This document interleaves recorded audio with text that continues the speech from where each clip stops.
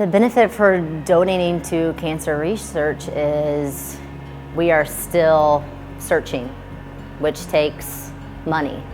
And, until we find, which, who knows if we will ever find a cure. And so we gotta keep searching, so that means we gotta keep donating, but in a way that you can also benefit other people with their donation. The Tulip 5K benefits cancer research, as we've raised over $25,000 for pancreatic cancer research alone.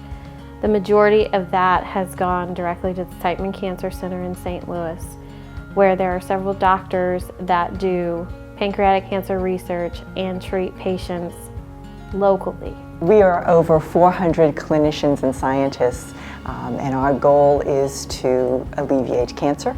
It is our life work to do that, and our jobs are to look for cancer pathways, mechanisms that cancer happens, as well as translating those discoveries into clinical care, right to the patient bedside, and to look for prevention strategies to stop cancers before they actually happen. Lead donors are a very important part of Siteman Cancer Center. They are critical to our success in alleviating cancer, and what we consider it is a partnership.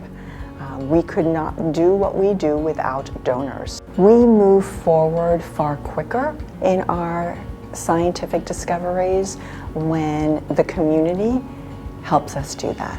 I like to think of it in the big picture. So about 20 or 30 years ago, someone just like your members of the Jaycees invested in cancer research. And that allowed us to be where we are now.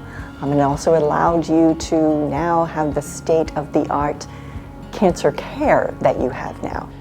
Cancer research basically starts with the problem, right? For me, the big problem has been pancreatic cancer and the poor outcome that pancreatic cancer's had.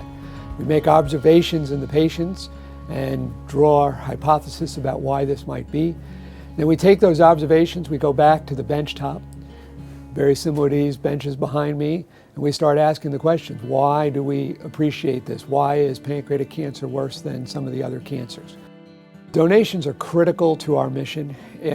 We've had very successful lab that's been funded in many different ways, but the pattern is usually the same. We get a new idea, it's kind of a bright, innovative, novel thing, but we have no data, we have no thing. It's difficult to sell. But how do we test that novel new idea? It's usually done on a small scale.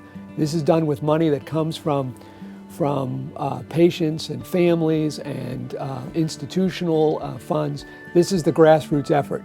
When the idea proves fruitful, we can sometimes fund it through basic science mechanisms. The government contributes to our research and adds to it. And then ultimately, when we're very successful, we need to test it in patients. That's usually a collaboration between government funding and private donations. Getting patients onto clinical trials takes a lot of different investment from different angles.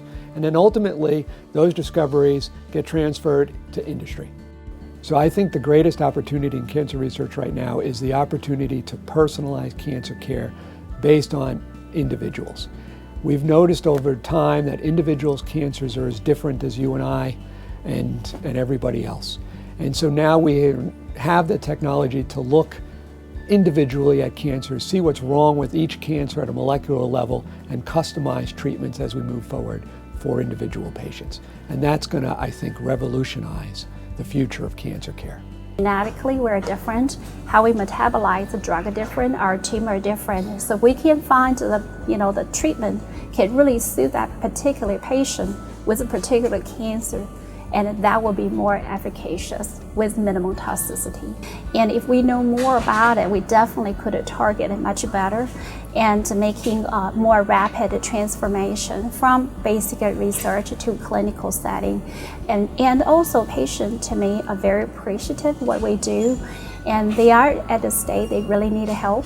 So I think a good oncologist is very important, to patient who has cancer.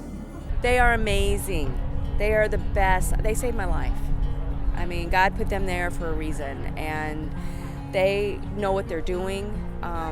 They have a university there, so they have a lot of, they're hands-on, and they have a lot of student teaching. My middle name was named after my grandfather, who died just 6 months before I was born. And from family stories, I thought that was one unique and fun kind of individual that I would have really liked to know. So I grew up in the shadow of, hey, you're named after this guy that he was a real dynamic guy I knew.